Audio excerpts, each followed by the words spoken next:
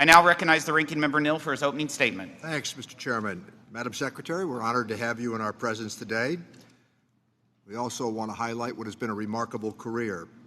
Chairman of the Council of Economic Advisors, Chairman of the Federal Reserve Board, and a successor to Hamilton as Secretary of the Treasury. We're honored by your presence. Your team has been hard at work electrifying our nation, ushering in a new era at the IRS, and implementing Joe Biden's record-breaking economic agenda, all with the American people at the center of the work. Even the Wall Street Journal recently noted that our economy is the envy of the world.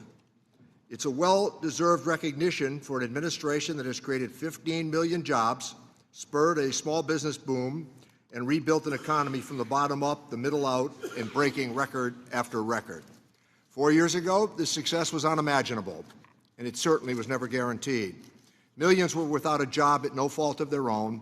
The grocery shelves were bare, and we had no answers for the mysterious virus taking the country by storm. And then President Joe Biden took office, returning our nation to one of science, sensibility, and for sure, stability. Starting with the American Rescue Plan and most recently with the Inflation Reduction Act, which came from this committee, Democrats' legislative successes have helped to transform the nation. We are bringing down health care and household energy costs. The clean energy economy has created over 270,000 jobs, and everywhere you travel, you can tell that infrastructure projects are underway across the country. Thanks to our multi-year investment, the Internal Revenue Service has had another outstanding filing season. I'm pleased with how in such a short order, the agency has stood up to a secure way to file tax forms. I know many folks in the Commonwealth were able to use this program to ease their filing experience this year, including a state senator who mentioned it to me yesterday. And after years of underfunding at the hands of our Republican colleagues through their budget cuts, returns are being processed faster, more Americans are getting the service they deserve, and already $500 million in taxes owed from very wealthy people have been recovered. Looking ahead, the President's budget supercharges this progress and will finish the job for our people. The President's budget ensures that they have the supports necessary to not only fully participate in our workforce, but also to raise families and care for loved ones as we witness wages going up, and the responsibility that we have to hold the well-connected accountable. Amid all of this success, our colleagues on the other side have had difficulties trying to use their gavels for the work of the American people. The amount of time that has been wasted in this Congress on chaos, conspiracies, impeachments, and we have been fielding questions about this expiration of their tax scam for next year. There are still over 8 months left in this Congress and many more until these provisions expire, but it seems as though legislative opportunity is well already being considered by the Congress. I've seen their former leader calling for the devaluation of the dollar, stunting, and even in some cases repealing much of our legislative progress in the name of politics. It is deeply unpopular, and it puts the health of our economy and countless paychecks on the line.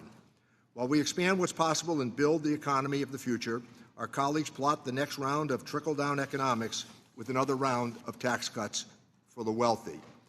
I didn't ever believe that advisors to the former president would be suggesting that we manipulate our currency or we subtract from the independence of the Federal Reserve Board that is now has a chairman who is a Republican.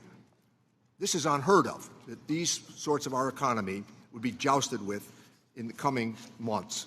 I've said it before, and let me say it once more. The majority is a threat to the health and economic security of our American people. Time to get past the chaos, time to get past the conspiracies, and get on with our work. We look forward to hearing you as you set the record straight, and pleased that you are joining us again. Let me yield back the balance of my time. Thank you, Ranking Member Neal. Today's sole witness is United States Secretary of the Treasury, Ms. Janet Yellen. The committee has received your written testimony, and it will be made part of the formal hearing record. Secretary Yellen, you may begin when you are ready. Thank you, Chairman Smith, Ranking Member Neal, and members of the committee. Thank you for the invitation to testify. The Biden administration has driven an historic economic recovery over the past 3 years. GDP growth has been strong, growing 3% over the past 4 quarters. Inflation has decreased significantly since its peak, though we have more work to do. The labor market is also remarkably healthy, with the unemployment rate below 4% for the longest stretch in over 50 years. Real wages and household median wealth have increased since before the pandemic, and families are putting their additional income and accumulated savings back into the economy. Consumer sentiment is up 21% from 1 year ago.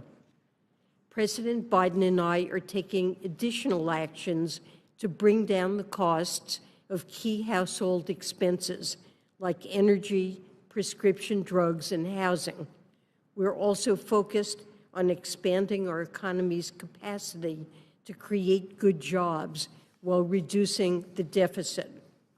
As we implement the bipartisan infrastructure law, the CHIPS and Science Act, and the Inflation Reduction Act, we're creating economic opportunity for Americans across the country, including those without college degrees and in communities that had historically been overlooked or left behind.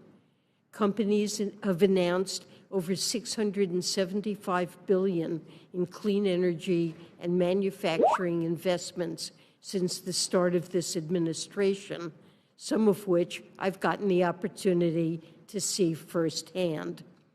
The modernization of the Internal Revenue Service, made possible by the IRA and discretionary appropriations, has enabled us to combat tax evasion by the wealthiest Americans that costs our country over $150 billion a year.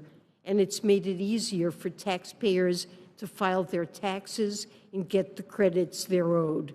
We met or exceeded all the goals we set out for this filing season, including reaching an 88% level of service, saving taxpayers over 1.4 million hours of hold time, and providing an additional 11,000 hours of in-person assistance compared to last year. We also successfully launched the Direct File pilot program, an easy, free, and secure way to file taxes on a computer or mobile device with over 140,000 accepted returns in the first year. The President's budget proposes additional investments to lower costs for workers and families and strengthen our economy while reducing the deficit, including making permanent the expansion of tax credits for health insurance premiums enacted in the American Rescue Plan and extended in the IRA, and expanding the Earned Income Tax Credit, Child Tax Credit, and Low-Income Housing Tax Credit.